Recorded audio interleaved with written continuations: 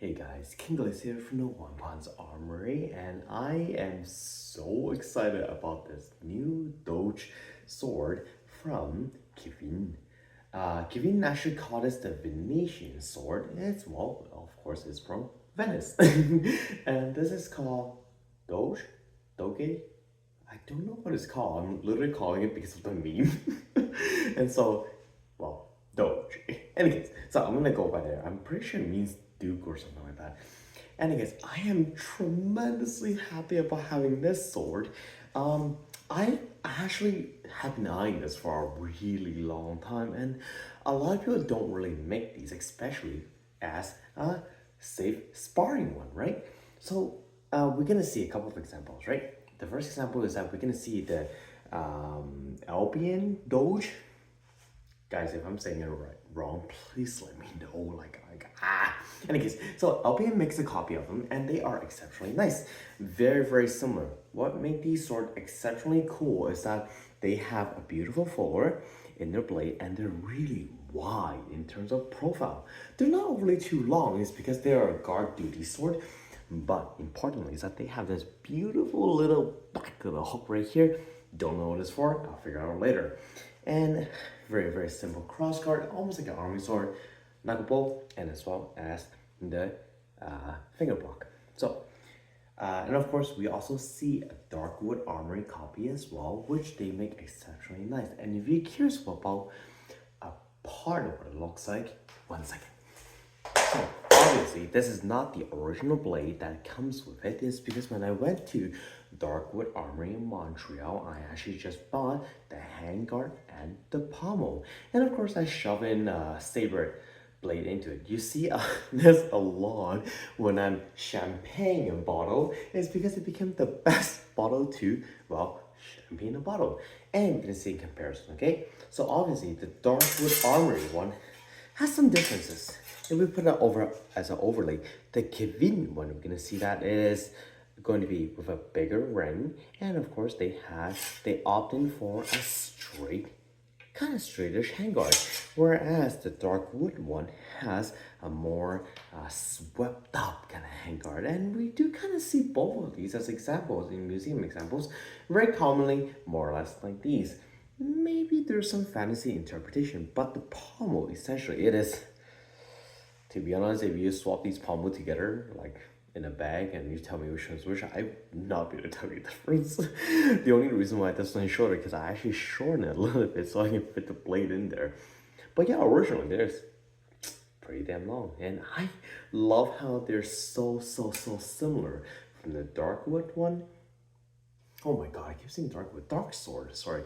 Dark Sword one and Kevin one. It's just so similar. So, anyways, initially, I love this sword. Some people do kind of find it heavy. I got a Nick Bauer. God, I love his name. Anyway, Nick Bauer to actually hold on to this sword, and even he's like, ooh, it's a chunky boy. But yes, it's a guard duty chunky boy. So I believe that it's, you know, it is doing its job, right? So the one on Albion and the one from Dark Sword Armory, they weigh very similar to this. Unfortunately, it's hard to find an actual example weight of this. I'm sure I'll find one later on, but this seems about right, and I'll get into this spec in a bit. All right, so initial thought is that yes, I love it. It actually weighs really well. It behaves as it should be, and it comes with a very big, especially tip, and I appreciate that because it means it's a very safe training weapon, and of course it really. It's a little bit on the stiff side, but it's flex. Okay, I actually got it as a second hand from Steve Hill. This guy right here. Thank you so much, Steve. Thank you. I'm so happy that you sold me this. So I don't have any sparring experience with this yet, and I met Steve just actually this weekend at the recent tournament hosted by Dwarf, called Spring Steel, and what happens is that he had one of this in his bag, and I'm like, oh, if you ever saw that, let me know. And he's like, this is actually for sale. I'm like, damn, I had to jump on it. Okay, so when you buy one of these, Steve commented that it is a little bit on the heavy side. I had to say, for a whole, this sword is very, very chunky. If you are going to be using a side sword, example, any other side sword, most common side sword that we're going to find is going to be the Castillo side sword, a lot of Kvetun side sword, 1, 2, 3, Kvetun. Castillo has the economy class, HF armory size sword. All the quick, nimble side sword will easily out nimble this. This is a bit of a tank. Okay, so compared to any other weapons, I have to say, unfortunately, he is a little bit more heavy. Okay, but you know what? Some of you who likes heavy sword has a beautiful presence onto it. This is great. Okay, so that's first and foremost. Second is that, well, that's comparison. And fit and finish, I like this. It's really, really nice. And of course, especially when you have a sort of triple folder. Oof, that's craftsmanship right there, right? I haven't really seen a sparring blade made in the doge side. And it's tremendously hard to find one because it's, well, it's very rare. It's a bit of a niche kind of sword. And I think that it's actually rather hard to make one of these, especially the tip. If you're going to be buying one from Kvetun right now, you're probably going to spend about, actually, on the website, you're going to spend 600 euro, pound, the little C, the little cross thing, I'm pretty sure it's euro. So that it comes to $903 in Canadian. And thank you, Steve, he only sold it to me for 700. That's super generous of him. And of course, it's going to be really, really well loved. Because I love this thing. Okay, so I guess moving on forward, comparisons wise, I felt like it's actually very similar to the Kvetun Y guard with no knuckleball. I think that's either number 1 or number 2. In that case, it is going to be a chonkier sword, but if you are using it for really big cuts, it still performs really nicely. Can you do narrow play? Yes, you can still do narrow play. Narrow play get really, really good, quick cuts with it. Yes, you can, but it's just getting outclassed by all the other sword. Then again, if you want extra drip, that's a damn good drip sword. Okay, so aside from that, I love it. The components are really nice. The palm obviously is really, really nice and massive. It has almost like it's a pear shape that ends as almost like a teardrop shape. So this kind of pommel is very specific to the doge sword. I really hope I'm saying it right. Very specific to it. We do see other example with this pommel, but it's quite specific to this guy. Has a cute little, almost like a pear. It's beautifully made. Look at that pommel. Beautiful. Tip a little bit. And then of course it has a very specific cross guard.